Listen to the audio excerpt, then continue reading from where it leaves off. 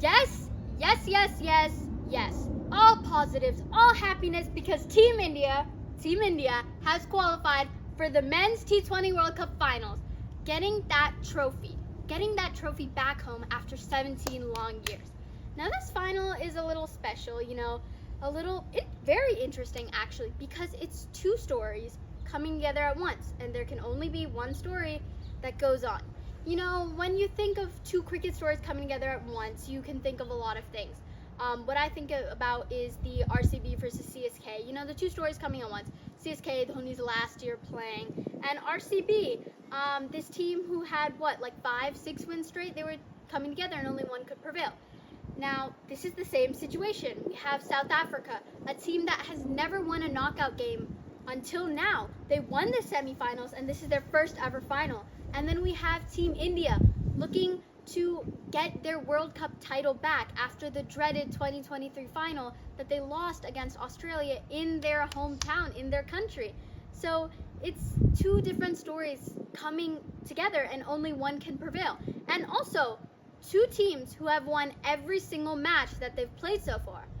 And that has never happened in the men's T20 World Cup edition ever. No team has ever gone on to win the World Cup winning all their matches. So whichever team does that will make history. And obviously, I want that to be my team, because after the dreaded 2023 final, I think we can do it. I really think we can claim the World Cup back this year. Now let's talk about what has had India doing so well.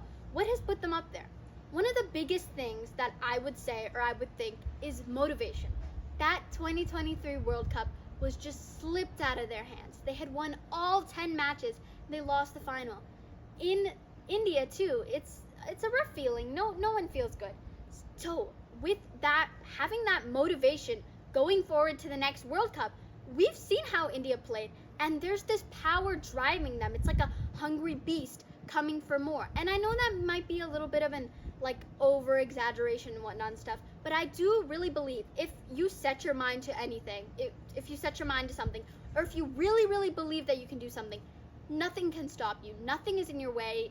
Every obstacle will be moved. And I think that's exactly what Team India is doing right now. This motivation, this I want to win, we can win, let's get the cup after we were robbed 2023.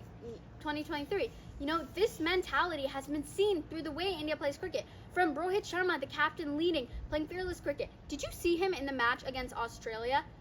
I mean, the way he played, man, that is pure hard motivation. The cup slipped from our hands last time. It isn't going to happen again. And we've seen this with Afghanistan too. Although Afghanistan got out in the semis, they played a wonderful season, and that motivation. I mean, we saw that when India beat Australia, when Afghanistan beat Australia, they had that motivation, to take the game back in their hands. And that's exactly what happened. And Australia didn't even qualify for the semis, which is, don't get me wrong, for all of us other sports fans, it's a great feeling. Because Australia, brilliant team. Everyone hates the Aussies because they're fantastic. But now India's in the final, and it's just so exciting and so overwhelming. I mean, wow. So now, I said this 3 times already, but let's get to the main focus. What has India's strength been? India's strength is that they're multi-talented. India has good bowling and good batting. India's batting is very fiery, and the good thing is that they're playing fearless cricket. Now, let's not mix things up. Fearless cricket is fearless, but also smart.